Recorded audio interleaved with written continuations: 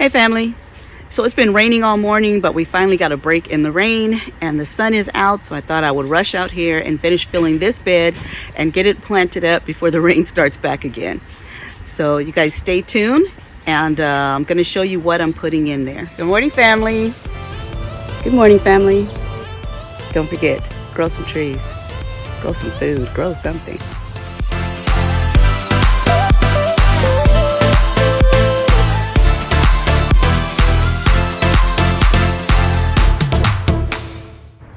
Let's get started.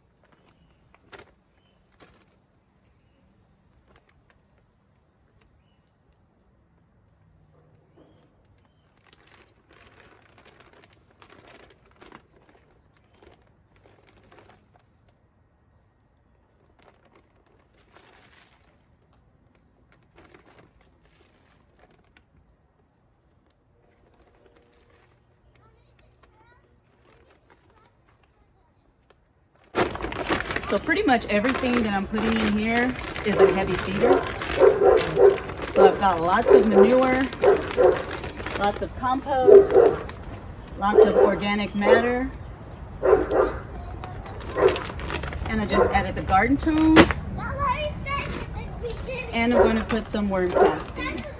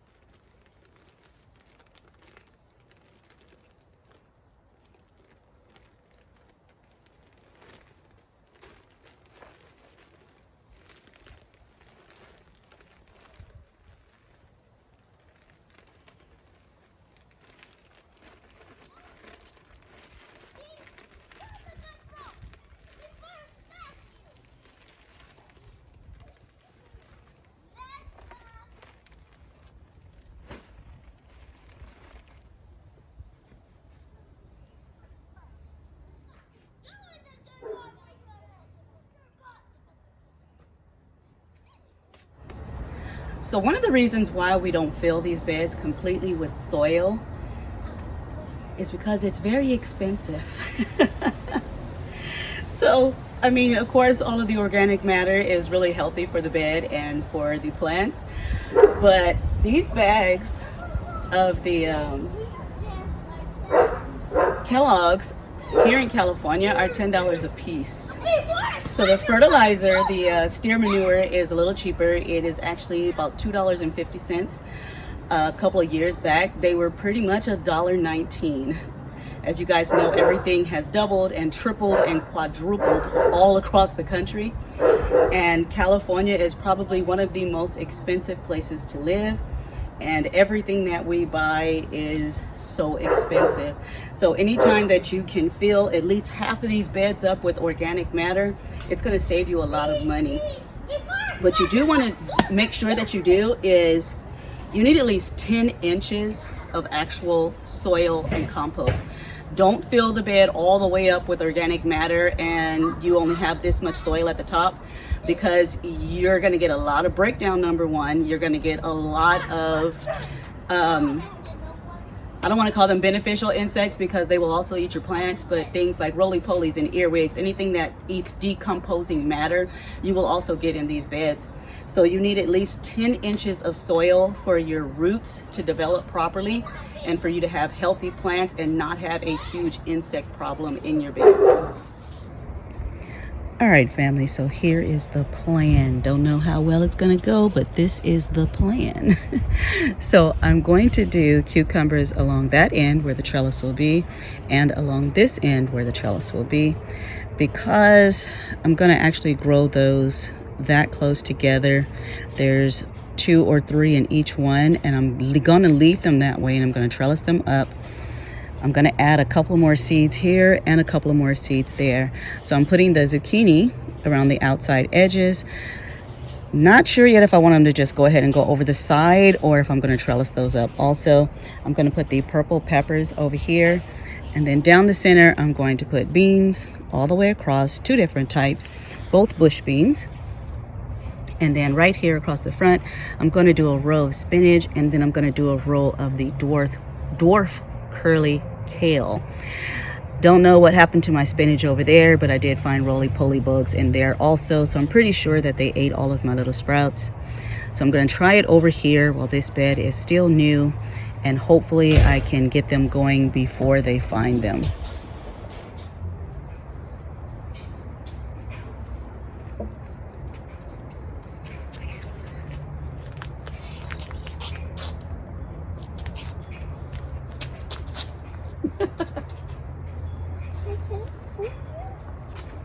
I'm so sad.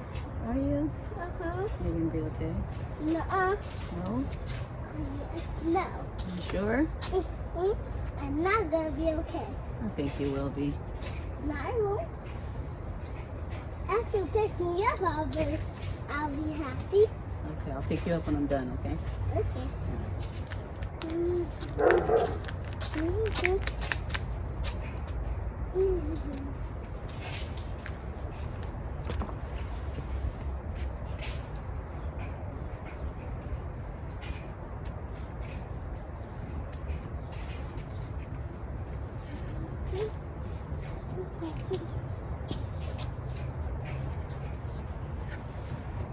Let's go play with your sister.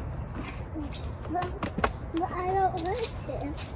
But she won't like my toy that I bring. She won't like my toy that I bring. Then let me hear about these. I never heard that.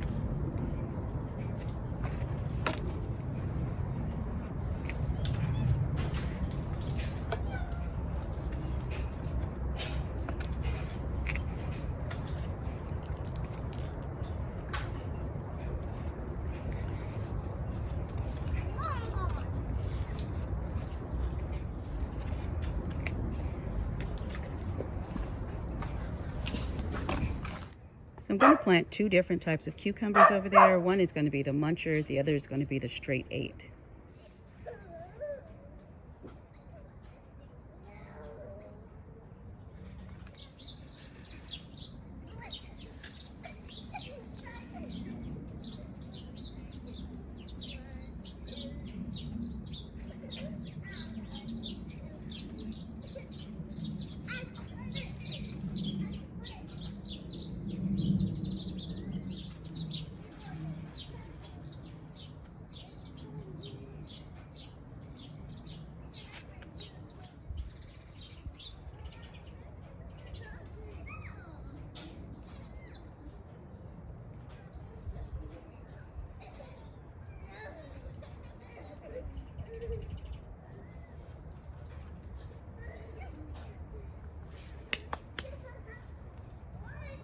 So the beans I'm planting are both bush beans. One is the yellow wax bean and one is the blue lake. Always make sure that you check to see if your beans are either bush beans or pole beans. It's going to make a big difference as to where you plant them. These are both bush varieties, so it's going to make it easier for me to plant these in here. I don't have to trellis them or anything. They will grow into bush type plants that will produce beans. They do flop over a little bit when they get too heavy, but not enough to actually need trellising. And I'm using the Dollar Tree seeds because they give me just enough for what I need. I usually actually have more left over because this is a kitchen garden for me, so it's not like I'm growing huge masses of food or huge quantities of food.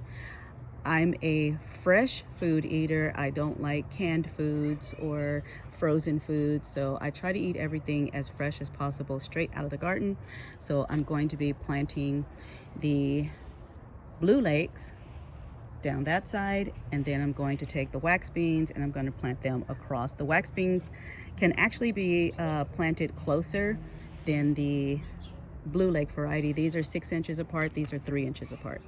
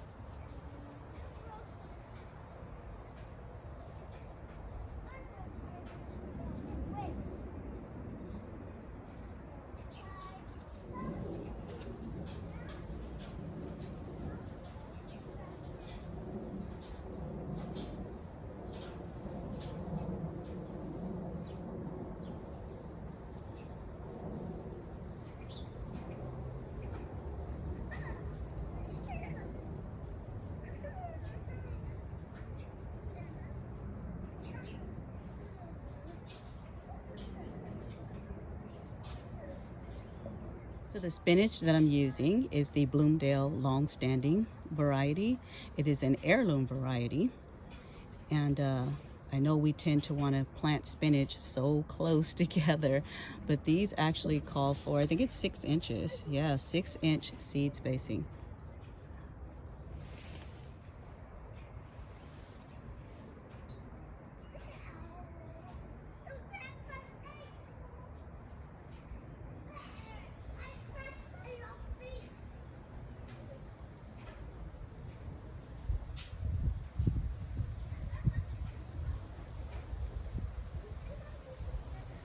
So that'll give me about 7 plants. And the dwarf kale actually calls for a 12-inch spacing.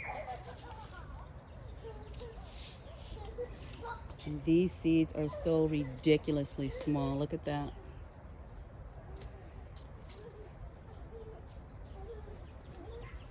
I'll do one here. One here. And one there. Even if only one survives, I'm still good with those.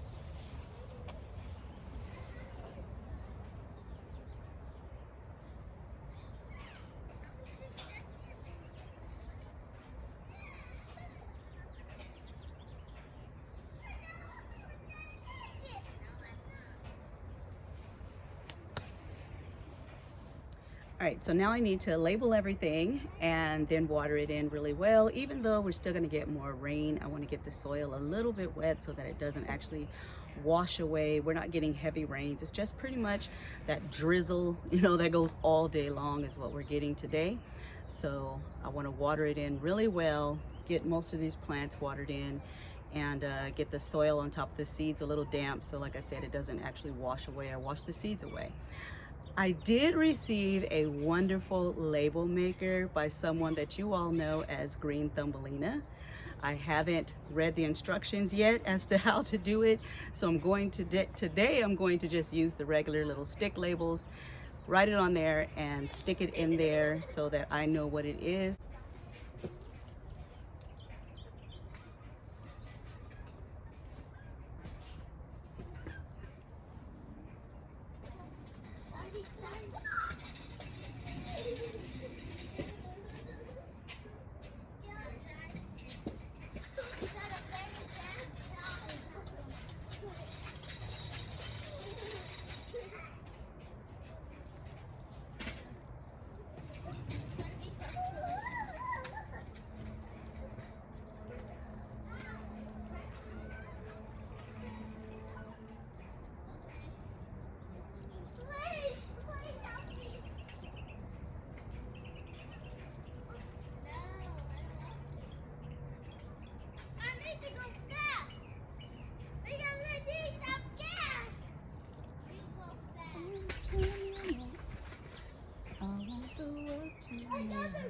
Got to let it show.